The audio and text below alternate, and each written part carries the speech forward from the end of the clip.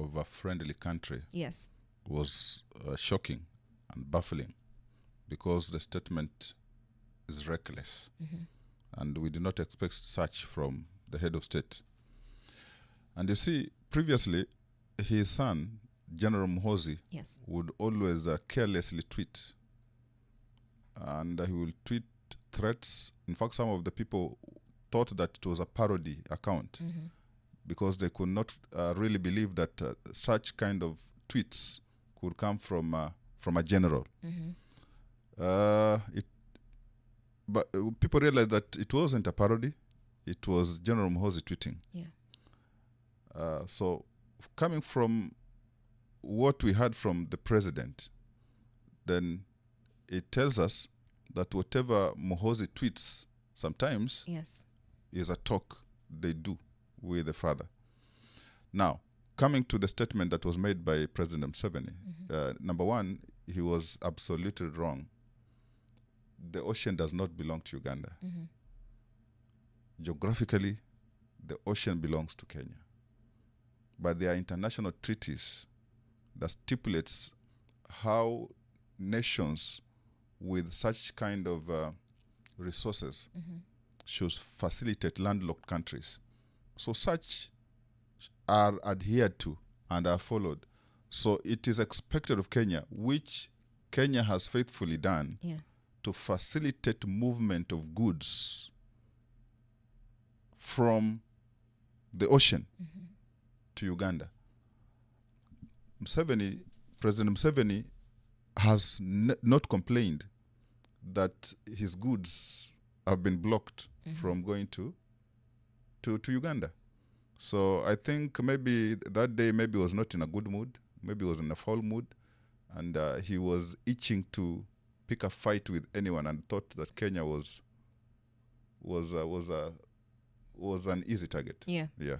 And let's look at how we responded to this, because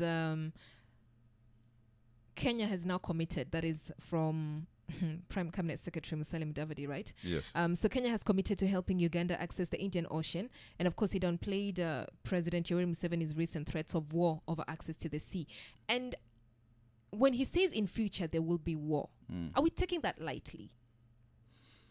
Like, are we taking it lightly? And I also want to take it back to when we had activists that were abducted Yes. in Uganda. Yes. And they said I had them. They were in a fridge. And some leaders called me to release them, to either jail them or release them. And I did.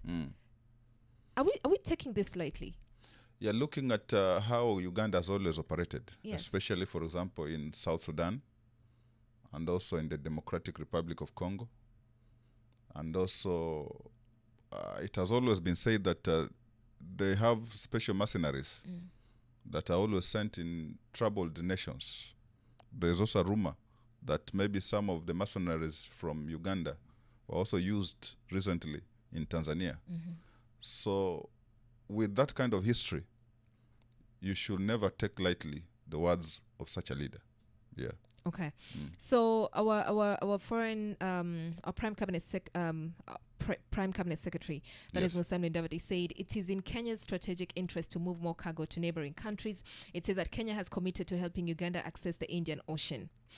And he said that Kenya is aware of international conventions on landlocked countries and what it must do to assist landlocked countries. Is that response sufficient to what Museveni said? Yeah, very sufficient. Yeah. And I would like to congratulate Mudavadi.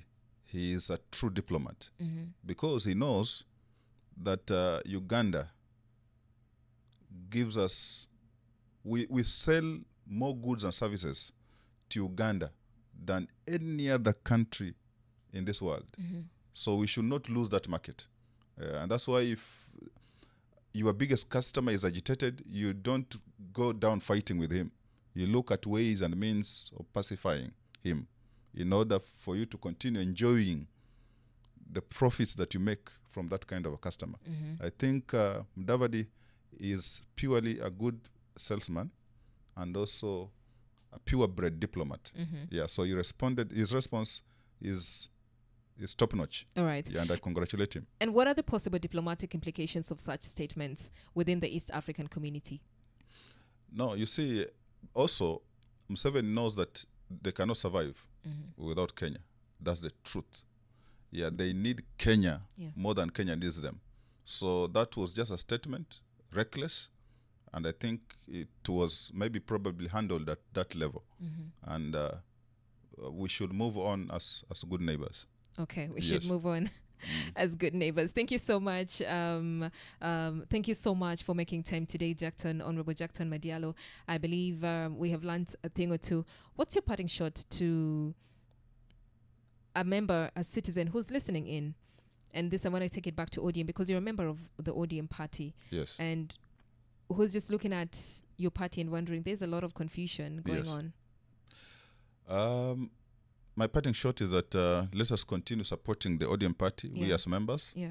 Let us reach out to others that are not ODM members and bring them on board. Yes. It is my prayer that the party will hold together and that the leadership will take us forward. Yeah. All right. Thank you so much. I've been speaking to Honorable Jackton Madiala. He's an MCA Mikindani ward. In a bit, I'll be talking to an entrepreneur, and of course, he'll be sharing his story of how he built his business. So do stay tuned. I'll be right back. Good morning. The music, the great vibe. Swahilipot FM 91.7. Yes.